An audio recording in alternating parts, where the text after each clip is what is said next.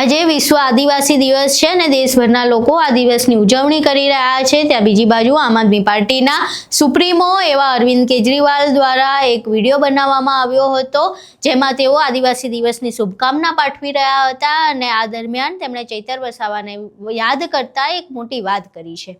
આખી ઘટના શું છે તેના વિશે વિગતે ચર્ચા કરવી છે। નમસ્કાર, તમે જોઈ રહ્યા છો ચક્રવાત ન્યૂઝ, હું આપની સાથે હેમંત।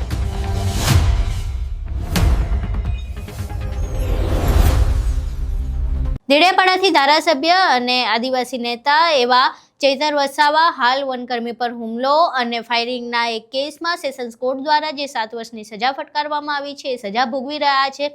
વિશ્વ આદિવાસી દિવસ છે ત્યારે ગુજરાતના આદિવાસીઓ તેમને યાદ કરી રહ્યા છે। આ સિવાય આમ આદમી પાર્ટીના જે સુપ્રીમો છે અરવિંદ કેજરીવાલ, તેમના દ્વારા પણ આ દિવસ નિમિત્તે શુભકામના પાઠવતો એક વિડીયો બનાવવામાં આવ્યો હતો, જેમાં તેમણે ચૈતર વસાવાને યાદ કર્યા હતા। ચૈતર વસાવાને યાદ કરતા તેમણે એવું કહ્યું કે તેઓ સતત આદિવાસીઓ માટે લડતા રહે છે અને એટલા માટે જ તેમને વારંવાર જેલમાં મોકલવામાં આવી રહ્યા છે। હાલ પણ તેઓ જેલમાં છે અને તમામ આદિવાસીઓને હું એવી આશા રાખું છું, એવી વિનંતી કરું છું કે તેઓ ચૈતર વસાવા જલ્દી બહાર આવે તેના માટે પ્રાર્થના કરે।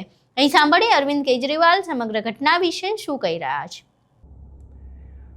आदिवासी दिवस के अवसर पे सभी देश भर के आदिवासी समाज के लोगों को बहुत बहुत बधाई। पिछले 75 साल में आदिवासी समाज के साथ सबसे ज्यादा अन्याय हुआ है। देश ने तरक्की की 75 साल में, बाकी सभी समाज के लोगों ने तरक्की की, लेकिन आदिवासी समाज पीछे रह गया। क्यों? क्योंकि आदिवासी समाज को जानबूझ के पीछे रखा गया। उनके जितने संसाधन थे उन पे डाका डाला गया।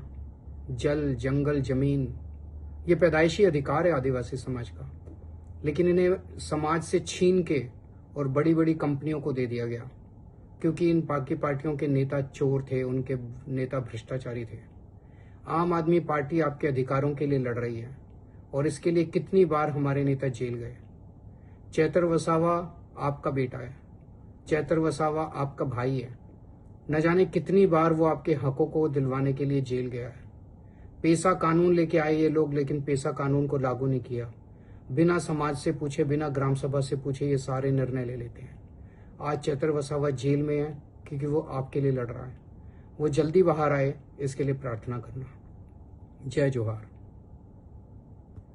અહીં તમે અરવિંદ કેજરીવાલને સાંભળ્યા। હવે સીધી જ રીતે ચૈતર વસાવાના બહાર આવવાની તેમણે પ્રાર્થનાની વાત કરી છે। ત્યાં બીજી બાજુ આવતીકાલે ફરી એકવાર ચૈતર વસાવાની જે જામીન અરજી છે તેને લઈને હાઈકોર્ટમાં સુનાવણી થવાની છે। વિશ્વ આદિવાસી દિવસના દિવસે આદિવાસીઓની પ્રાર્થના ફળે છે કે કેમ અને શું ચૈતર વસાવા આવતીકાલે જેલમાંથી બહાર આવે છે કે કેમ તે જોવું રહ્યું। આખી ઘટના તમે જોઈ, જે પ્રમાણે અરવિંદ કેજરીવાલે વાત કરી એ પણ તમે જોયું। અરવિંદ કેજરીવાલના નિવેદન બાદ તમારું શું માનવું છે? શું આવતીકાલે આદિવાસીઓની પ્રાર્થના ફળશે કે કેમ? તમારા મંતવ્ય અમને કોમેન્ટ બોક્સમાં જરૂર જણાવજો। વિડીયો પસંદ આવ્યો હોય તો વિડીયોને લાઇક કરજો, શેર કરજો અને અમારી ચેનલને સબસ્ક્રાઇબ કરવાનું ભૂલશો નહીં। નમસ્કાર।